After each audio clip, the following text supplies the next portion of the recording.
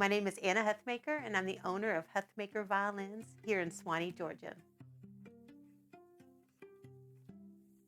Mr. Rhodes was a really important person that lived here in Swanee years ago, and in 1880, he built this hotel for his daughter and her new husband. He also built the house across the street, and subsequently, they're called the Rhodes House and the Rhodes Hotel. So the Rhodes Hotel was originally a hotel for the train, and it was really cool because the train actually came and it stopped right in front of the building. Our claim to fame is that Margaret Mitchell used to come and stay here, and she would tell people that she loved it because she could drink whiskey, smoke cigarettes, and shoot her guns, and her rich Atlanta friends wouldn't know about it and make fun of her. We were in a neighboring community for 20 years, and that community started going through a lot of growth and a lot of change, and they started eminent domaining pieces of property and things like that, and it made us nervous. Even though we weren't real happy with what was going on where we were, it was a lot of trouble to move, and we had been there for 20 years, so we were not going to move. That is the decision that the three of us made, my mom, my dad, and I. And the next morning, I came to work, and my mom went, "Come look at this." And she showed me a Google page, and she was mad. I don't think I had realized how mad she was at what was going on where we were, because she was 13 pages mad. On page 13, she found this place. For a long time, this was known as the Purple House because a woman that lived here was an artist, and it was all these cool, funky colors. But the rooms inside were all beautiful, and we thought it was perfect for old instruments. And we left the shop that day with our staff, and we drove up here. And through a whole series of events, within about 48 hours, we had a contract on the property. My parents actually met in youth orchestra back in Mississippi when they were teenagers. Once they got married, and she was pregnant with me, and my mom actually went into labor with me in a concert when she was sitting first chair viola and my dad was sitting concertmaster. So when I say I came by it honestly, I came by it very honestly. We were a family string quartet, and we actually spent our youth, starting when I was about 12 years old. They would hire the Huthmaker family to play at churches, for musicals, for weddings, you name it. We couldn't escape music if we tried. The joke is that when my mom said, "Don't you want to come be part of the business?" I said, "I will give you 1 year."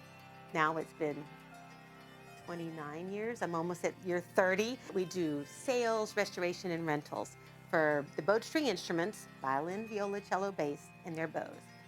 The truth is that while we do all those things, we are trying to instill music into families. That is our biggest goal. Every single day, if we can teach a 4-year-old how cool it would be to play, if we could teach a 60-year-old how brave it would be for them to pick up their viola again, those are the things that we live for, because we think music makes a community.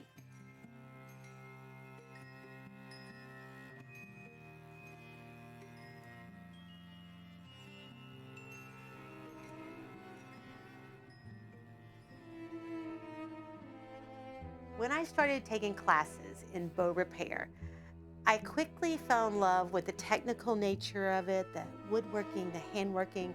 As I did it, I kind of graduated then. I started taking bow making classes. As I made my first few bows, they were a fabulous exercise in creating something artistic and beautiful. But I realized that what I really wanted to do was take fine old bows and do restoration work on them. I can create my own new work, or I could use my skills to match someone else's work, someone who's been long gone. And for me, there was something about tying into that history and honoring that bow maker from the 20s or 30s that just grabbed my heart.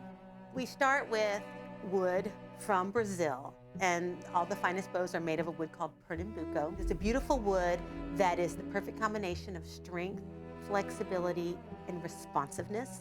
We use ebony from Africa or India, all kind of synthetic ivory. We don't use real ivory anymore, of course. We use silver. I get my silver from the Southwest, from New Mexico or Arizona.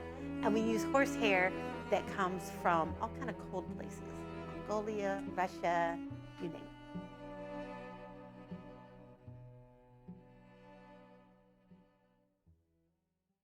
A good bow will do what you tell it to do. And what you can't see when you watch a musician up on stage is that we have 1,000 tiny movements that are happening in our fingers, our wrists, our hands when we play. And all of those little movements go towards making a certain sound, a certain action in the bow. A good bow will do that for you when you tell it to. A great bow, it's almost like it reads your mind, literally.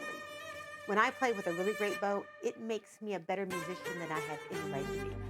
It's almost magic.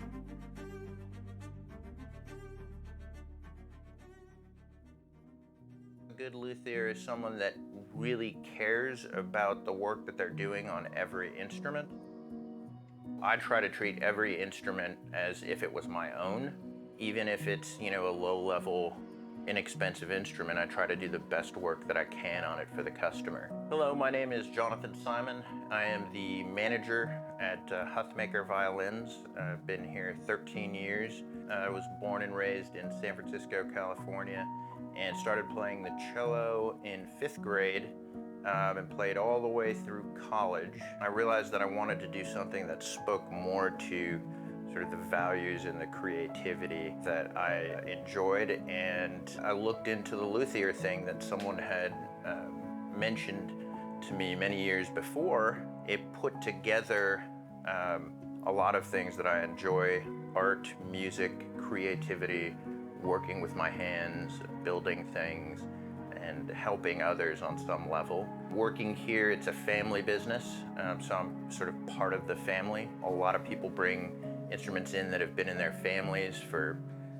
100 years, and maybe it's been in the attic for a long time. Some restorations take many months, half a year or so. When that's done, I get to present this instrument that was at one time unplayable back to a family member, and I've had plenty of situations where people are in tears because they're just so happy to see this instrument back in playable condition.